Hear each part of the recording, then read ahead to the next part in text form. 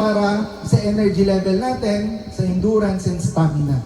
So kung ikaw ay busy people, busy person, it really helps para ma-keep up mo yung energy level mo for the whole time.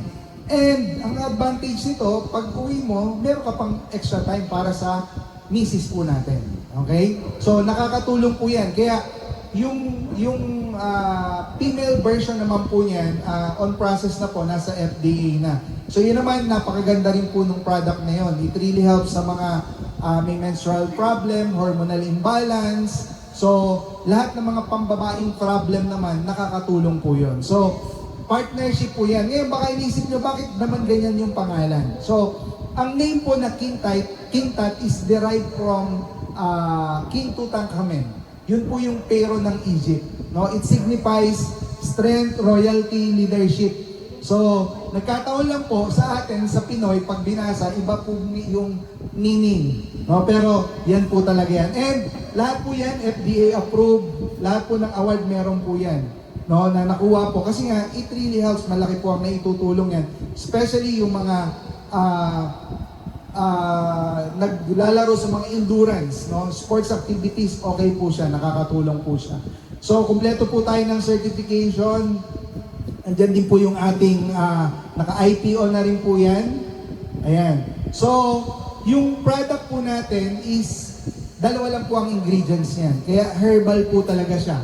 Maca and clavuasca. Pag ni-research nyo po yan, isa lang po talaga yung pinaka main benefits po niyan sa health po natin. Ngayon, ang tanong, eto bang product na to, malaki yung market? Sobrang po ng laki ng market. Sa totoo lang po, kung kayo po ang magmamarket nito, hindi po mahirap ibenta po to. Actually, hinahanap pa nga po yan ng mga kalimitan, mga kalalakihan. Kasi syempre, yun po yung market natin. Hindi na kayo magpapaliwanag at may repeat purchase po yan, may repeat order po yan. Yun po yung advantage po natin dyan. And, paano po ba siya tinitake? 1 capsules po siya daily pwede po. Lalo na kung may prostate problem, no, or erectile dysfunction, makakatulong po ng malaki yan. So, eto po, no, ito yung mga benefits niya na talaga namang nakakatulong in terms of men's health. No? So, hindi ko na po iisa-isahin yan at pwede naman po nating ma-research yan kahit sa Google, nandun po lahat yan. So, ito po yung main ingredients natin. Red maca, yellow maca, black maca, and clavuasca. Other than that, wala na po siyang ibang ingredients. Unlike po dun sa mga lumalabas outside the market, yung mga synthetic, saan katutak po yung ingredients? Hindi na po natin alam kung para saan po yun. So normally, sabi nila, pag synthetic, may side effect. Tama po ba? Ito naman, dahil food supplement, so wala po yung side effect. Panay front effect lang po yan. Hindi, joke lang mo.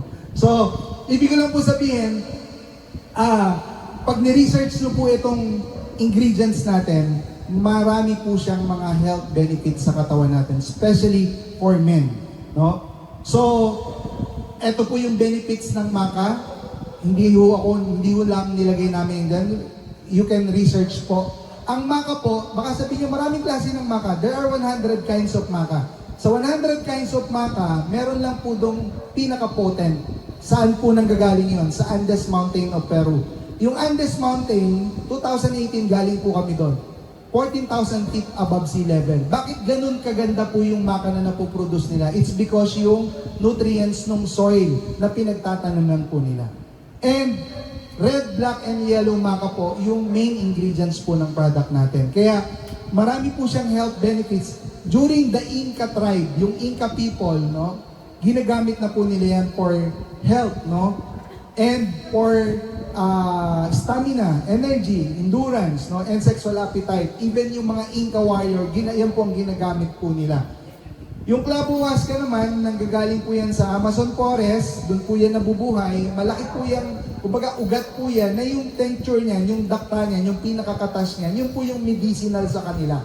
Na even yung mga Amazon people, ang ginagawa po nila yan, binababad po nila yung ugat, binababad po nila sa mga inumin nila. Yung mga tonic drink nila, it's either alak, juices. Tapos, dahil may health benefits po yung product nila, pagka iniinom po yun ng mga local people doon, lumalakas sila.